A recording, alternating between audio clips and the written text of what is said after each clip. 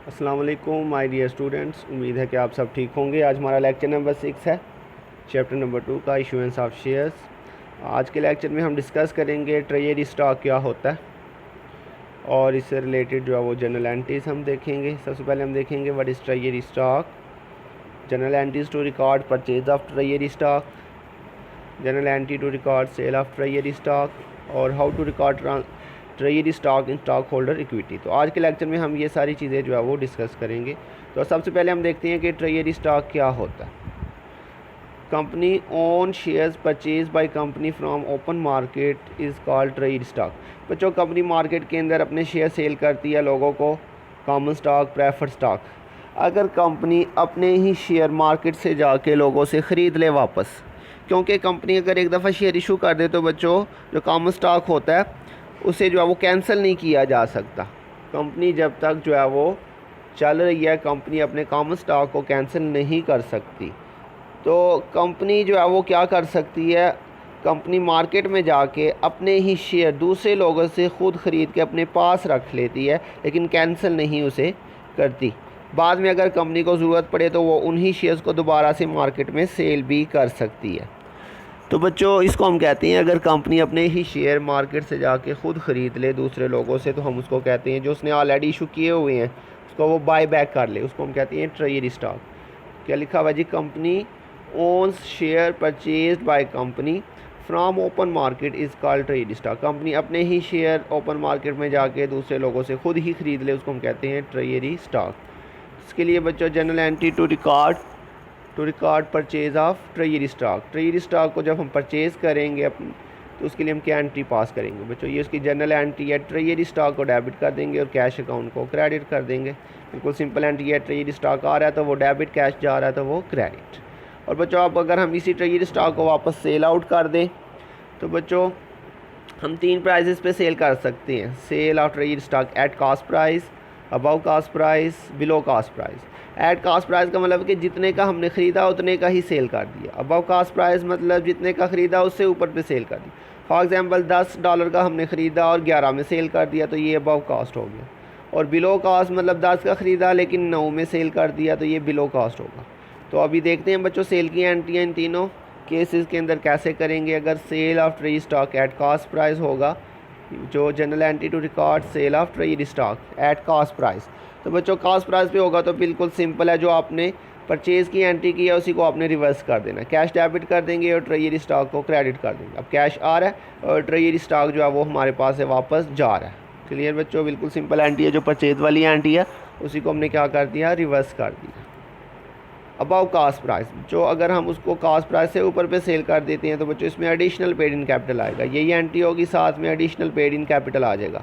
तो बच्चों जब सेल करेंगे तो क्या एंट्री होगी, कैश डेबिट हो जाएगा, ट्रेजरी स्टॉक क्रेडिट और additional paid in capital treasury stock. जिस तरह हम कॉमन स्टॉक प्रीमियम पे इशू करते थे या प्रेफर, तो उसके साथ लिखते थे additional paid in capital common stock. तो वैसे ही अगर हम ट्रेजरी स्टॉक को अबव कास्ट प्राइस पे सेल करेंगे तो cash debit, treasury stock credit और additional paid in capital treasury stock credit हो जाएगा। तो क्लियर बच्चों। और अगर बिलो कास्ट प्राइस सेल करेंगे तो उस सूरत में क्या करेंगे बच्चों, फॉर एग्जांपल हमने 10 का ख़रीदा था लेकिन 9 रुपये में सेल कर दिया। उस सूरत में एंट्री करेंगे कैश अकाउंट डेबिट। और बच्चों अगर आपके पास ऑलरेडी पीछे आपने अबव कास्ट प्राइस पे सेल किया और आपके पास ये एडिशनल पेड इन कैपिटल पड़ा हुआ है, तो अगर आप बिलो कास्ट प्राइस पे सेल करते हैं तो ये असल में आपका प्रॉफिट है। आपने 10 में ख़रीदा था, 11 रुपये में आपने सेल कर दिया, इसका मतलब ये 1 रुपये आपको क्या हो रहा है, प्रॉफिट हो रहा है। अब अगर आप बच्चों बिलो कास्ट प्राइस पे सेल कर देते हैं तो उस सूरत में जो आपको लॉस होगा उस लॉस को आपने इसी प्रॉफिट में से क्या करना है, एडजस्ट करना है। तो बच्चों देखें ये प्रॉफिट हमारा ये क्रेडिट है, additional paid in capital treasury stock की ये क्रेडिट है। तो जब बिलो कास्ट प्राइस पे सेल करेंगे तो कैश तो डेबिट होगा और ये जो एडिशनल पेड इन कैपिटल है इसे हमने क्या कर देना है, डेबिट कर देना है। क्लियर बच्चों, इस चीज़ को आपने ज़रा ध्यान से समझना है। और जो ट्रेजरी स्टॉक है वो हमारा क्रेडिट हो जाएगा अगर बच्चों बिलो कास्ट प्राइस पे आपने सेल किया। और इससे पीछे अगर आपके पास अबव कास्ट प्राइस पे कोई सेल की एंट्री हो चुकी हुई है और आपके पास additional paid in capital treasury stock पड़ा हुआ है, तो इस सूरत में बच्चों अगर आप इसके बाद जो है वो बिलो कास्ट प्राइस पे सेल करते हैं तो क्या करेंगे, कैश डेबिट। और जितना आपको लॉस हो रहा है, आपने 10 रुपये में ख़रीदा था, 9 में सेल कर रहे, 1 रुपया आपको लॉस हो रहा है। अगर आपके पास 1 रुपया प्रॉफिट ऑलरेडी पड़ा हुआ है तो उसी प्रॉफिट में से आप एडजस्ट करेंगे। तो ये देखिए ये यहाँ पे क्रेडिट है, तो इसमें से जब हम लॉस को एडजस्ट करेंगे तो इसे डेबिट कर दिया जाएगा, तो इसमें से ये लॉस एडजस्ट हो जाएगा, इसे हम एडजस्टमेंट कहते हैं, और ट्रेजरी स्टॉक जो है वो क्रेडिट हो जाएगा। लेकिन बच्चों अगर आप बिलो कॉस्ट प्राइस पे सेल करते हैं और आपके पास जो है ये एडिशनल पेड इन कैपिटल पिछली एंट्री में नहीं आया हुआ, उस सूरत में फिर आप क्या करेंगे? ये बिलो कॉस्ट प्राइस ये एंट्री उस सूरत में होगी जब आपके पास already additional paid in capital treasury stock पिछली एंट्री में पड़ा होगा। लेकिन अगर आपके पास पिछली एंट्री में additional paid in capital treasury stock नहीं आया हुआ, तो उस सूरत में बच्चों हम बिलो कॉस्ट प्राइस पे जब सेल करेंगे तो क्या एंट्री करेंगे? ये तो वही एंट्री है पीछे वाली, मैंने दोबारा लिखी है। If additional paid in capital treasury stock is not available, तो उस सूरत में बच्चों क्या करेंगे? कैश डेबिट और रिटेन अर्निंग डेबिट और ट्रेजरी स्टॉक क्रेडिट। जी बच्चों ये वाला इसमें पॉइंट है। अगर आपके पास additional paid in capital available नहीं है तो उस सूरत में हमने जितना लॉस है उसके लिए हमने किसको डेबिट करना है? रिटेन्ड अर्निंग्स को डेबिट कर देना। ये रिटेन्ड अर्निंग बच्चों ये मैंने आपको बताया था लास्ट किसी लेक्चर में, ये हमारे पास पिछले सालों का जो प्रॉफिट पड़ा होता है उसको हम रिटेन्ड अर्निंग कहते हैं। तो अगर बच्चों हमारे पास एडिशनल पेड इन कैपिटल नहीं पड़ा हुआ तो जितना हमें लॉस होगा उसे हम किस में से एडजस्ट कर देंगे? उसे हम रिटेन्ड अर्निंग में से एडजस्ट कर लेंगे। क्लियर हो गया बच्चों? अगर तो एडिशनल पेड इन कैपिटल पड़ा हुआ है तो फिर हम इसमें से एडजस्ट करेंगे एडिशनल पेड इन कैपिटल में से। लेकिन अगर हमारे पास एडिशनल पेड इन कैपिटल नहीं पड़ा हुआ तो उस सूरत में हमारे पास जो रिटेन्ड अर्निंग होगा उसमें से एडजस्ट कर लेंगे। और बच्चों यहाँ पर एक और बात भी आपको बताता चलूँ, फॉर एग्ज़ाम्पल आपने बिलो कॉस्ट पे सेल की, आपके पास additional paid in capital available था, लेकिन बच्चों आपको जो लॉस हुआ वो एडिशनल पेड इन कैपिटल से ज़्यादा हुआ, तो उस सूरत में क्या करेंगे बच्चों?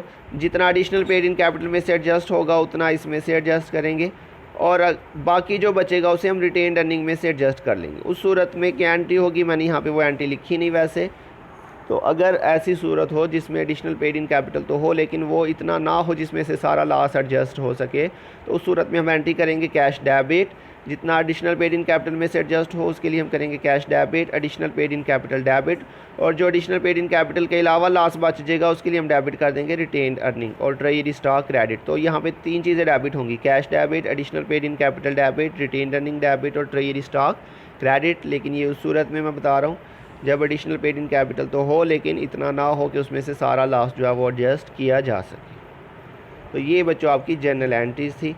तो इसके बाद स्टॉक होल्डर इक्विटी सेक्शन बनाते हैं, ये आपने ऑलरेडी बनाया हुआ है, ये आपको आता है बच्चों। सबसे पहले हम इसमें प्रेफर्ड स्टॉक लिखते हैं, ये डिटेल सारी आपको पता है।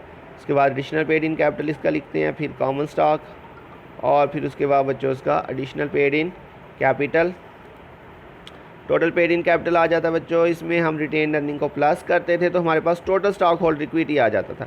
लेकिन बच्चों जब आपके पास ट्रेजरी स्टॉक होगा तो क्या करेंगे? ये रिटेन अर्निंग को ऐड करेंगे और जो आंसर आएगा उसे हम लिखेंगे सब टोटल। ये इसमें नया पॉइंट है, रिटेन अर्निंग के बाद हम लिखते थे टोटल स्टॉक होल्डर इक्विटी, लेकिन अब चूँकि ट्रेजरी स्टॉक है इसलिए रिटेन अर्निंग को प्लस करने के बाद जो आंसर आएगा उसे लिखेंगे सब टोटल, और इसमें से आपने बच्चों ट्रेजरी स्टॉक को लेस करना है। क्लियर बच्चों? रिटेन अर्निंग के बाद ट्रेजरी स्टॉक को भी आपने लेस कर देना, फिर आएगा टोटल स्टॉक होल्डर इक्विटी। तो ये इसमें एक नया पॉइंट है कि ट्रेजरी स्टॉक होगा तो उसे रिटेन अर्निंग को प्लस करने के बाद उसे माइनस कर देंगे। तो ये हमारा बच्चों इसका फॉर्मेट हो गया। इसको बंद कर देता हूँ, ये बार बार मैसेज आ रहे हैं। तो बच्चों अब हम चलते हैं अपने क्वेश्चन की तरफ। एक्सरसाइज नंबर 5 है, journalize the following transaction of Apex shoe incorporation a national chain of shoe repair shoe. तो ये बच्चों उसने आपको कुछ एंट्रीज बताई हुई हैं। मई 19 को issue 10,000 shares of no par common stock at 15 per share. अगस्त 22 को purchase 900 share of treasury stock at 14। नवंबर 11 को फिर हमने क्या किया, इसी 900 में से sold 200 share of treasury stock eight 16 पर शेयर। एंड दिसंबर 28 को sold 100 share of treasury stock eight 13 पर शेयर। तो ये बच्चों को 14 का हमने ख़रीदे थे और फिर हमने यहाँ पे अबव कास्ट प्राइस पे सेल किया और फिर ये हमने बिलो कास्ट प्राइस पे सेल किया। तो सबसे पहले एंट्री बच्चों की चीज़ की करते हैं जी, शेयर हमने इशू किए हैं 10,000 नो पार कॉमन स्टॉक, 15 उसकी स्टेटेड वैल्यू है। तो करते हैं बच्चों इसकी एंट्री। ये फॉर्मेट बच्चों आपको आता है। सबसे पहले उसकी डेट लिख लेते हैं, मई 19। क्या एंट्री हो जाएगी बच्चों? कैश अकाउंट डेबिट 1,50,000 से, और ये कॉमन स्टॉक आपका क्रेडिट हो जाएगा। जी बच्चों 1,50,000 कैसे आया? 10,000 शेयर थे और 15 के हिसाब से उसने सेल कर दिए। इसकी कोई जो है उसने पार वैल्यू वगैरह नहीं बताई, सिर्फ एक ही वैल्यू है 15। स्टेटेड वैल्यू भी नहीं बताई बच्चों, ये इशू प्राइस है, मैंने सॉरी आपको पीछे बताया स्टेटेड वैल्यू, ये इशू प्राइस है, स्टेटेड वैल्यू भी नहीं है। तो बच्चों ये हमारे पास 1,50,000 बिल्कुल सिंपल आ जाएगा। उसके बाद बच्चों नेक्स्ट अगस्त 22 को purchase 900 share of treasury stock at 14 पर शेयर। जी बच्चों अभी मैंने आपको एंट्री बताई ट्रेजरी स्टॉक खरीदने की, क्या एंट्री करेंगे, ट्रेजरी स्टॉक डेबिट और कैश अकाउंट क्रेडिट 900 और ये मल्टीप्लाई बाय 14 हो जाएगा।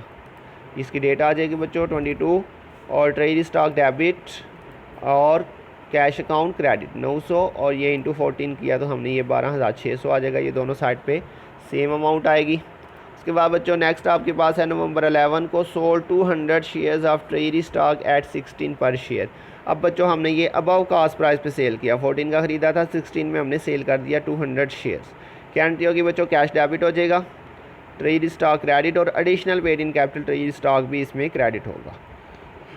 नवंबर 11 की एंट्री है बच्चों, ये डेट आ जाएगी। उसके बाद कैश डेबिट होगा, 200 शेयर हमने सेल किए 16 के हिसाब से, कैश के सामने हम इसकी सेल प्राइस लिखे और ट्रेजरी स्टॉक के सामने बच्चों कास्ट प्राइस, जैसे आपको याद होगा मैंने बताया था कॉमन स्टॉक और प्रेफरेंस स्टॉक को हमेशा पार वैल्यू से या स्टेटेड वैल्यू से मल्टीप्लाई करते हैं। ऐसे ही ट्रेजरी स्टॉक जब सेल करेंगे तो हम उसको उसकी कास्ट प्राइस से, जो उसकी परचेज़ प्राइस है, हमेशा उसके साथ मल्टीप्लाई करेंगे। तो ट्रेजरी स्टॉक बच्चों 200 शेयर हमने सेल किए, 14 के हिसाब से हमने ख़रीदे थे, सेल हमने 16 के हिसाब से किया, लेकिन ट्रेजरी स्टॉक के सामने हमेशा कास्ट प्राइस उसकी परचेज़ प्राइस लिखेंगे। 200 इंटू 14 किया तो ये हमारे पास 2800 आ गया। तो इन दोनों में से बच्चों जो डिफरेंस आ रहा है उसे हम लिखेंगे additional paid in capital treasury stock. तो ये कितना आ रहा है जी 400। ये बच्चों मैंने यहाँ पे शॉर्ट लिखा, जगह कम थी, आप पूरा लिखिएगा। ये additional paid in capital treasury stock 400 हमारा एडिशनल पेड इन कैपिटल आ गया ट्रेजरी स्टॉक का। उसके बाद बच्चों नेक्स्ट है दिसंबर 28 को sold 100 share of treasury stock eight 13 पर शेयर। अब बच्चों हमने इसे बिलो कास्ट पे सेल किया, 14 का ख़रीदा था और 13 का हमने इसको सेल किया, 1 रुपया हमें जो है वो पर शेयर लॉस हो रहा है। तो सेल की एंट्री करते हैं बच्चों इसमें दिसंबर 28 को। तो कैश अकाउंट तो डेबिट होगा बच्चों 100 इंटू 13, ये आपके पास 1300 आ जाएगा जी बच्चों, ये सेल प्राइस से हमेशा मल्टीप्लाई होगा। और अब यहाँ पे देखें बच्चों ऑलरेडी हमारे पास additional paid in capital available है। तो एक शेयर को सेल करने पे कितना हमें लॉस हो रहा है बच्चों, 1 रुपये का, $1 का हमें क्या हो रहा है लॉस हो रहा है। 14 का ख़रीदा था, 13 के हिसाब से हमने सेल किया। तो additional paid in capital 100 into 1। Clear बच्चों, ये 1 कैसे आया, देखिए 13 रुपये में हम सेल कर रही हैं, जबकि ख़रीदा कितने का था 14 रुपये का। इसका मतलब 14 माइनस 13 किया तो 1 रुपया हमें क्या हो रहा है लॉस हो रहा है एक शेयर के ऊपर। तो 100 इंटू 1 किया तो ये 100 आ जाएगा जी बच्चों। देखें यहाँ पे हमने एडिशनल पेड इन कैपिटल को डेबिट किया, क्योंकि ऑलरेडी हमने पीछे जो है वो ट्रेजरी स्टॉक सेल किया था, उस पर हमें एडिशनल पेड इन कैपिटल हुआ था 400। उस 400 में से 100 जो है ये हमारा एडजस्ट हो जाएगा, ख़त्म हो जाएगा। एडिशनल पेड इन कैपिटल हमने डेबिट कर दिया जी बच्चों। अगर यहाँ पे एडिशनल पेड इन कैपिटल ना होता फिर हम यहाँ पे क्या लिख लेते हैं, रिटेन्ड अर्निंग। और बच्चों क्रेडिट क्या हो जाएगा, ट्रेजरी स्टॉक 100 इंटू 14, तो ये आपके पास 1400 आ जाएगा जी बच्चों। यहाँ पे मैंने आपको बताया ट्रेजरी स्टॉक के सामने आपने हमेशा उसकी कॉस्ट प्राइस ही लिखनी है। तो ये बच्चों हमारा आज का क्वेश्चन था। तो मुझे उम्मीद है आपको समझ आई होगी। आपने बच्चों क्वेश्चन करने से पहले सबसे पहले उसकी जो जनरल एंट्रीज़ मैंने आपको बताई हैं, सबसे पहले आपने वो एंट्रीज़ याद करनी है। याद करने के बाद आपने एंट्रीज़ लिखनी है और उसके बाद आपने बच्चों क्वेश्चन सॉल्व करना। आप डायरेक्टली क्वेश्चन सॉल्व करने की कोशिश करेंगे तो फिर आपको समझ नहीं आएगी, के लिए मुश्किल हो जाएगा। पहले आपने बच्चों एंट्रीज़ याद करनी है और एंट्रीज़ याद करने के बाद बच्चों आपने फिर जाके क्वेश्चन को सॉल्व करना है। तो बच्चों अपना ध्यान रखिएगा, इंशाल्लाह बहुत जल्द मिलेंगे नेक्स्ट लेक्चर के साथ। तब तक के लिए अल्लाह हाफिज़।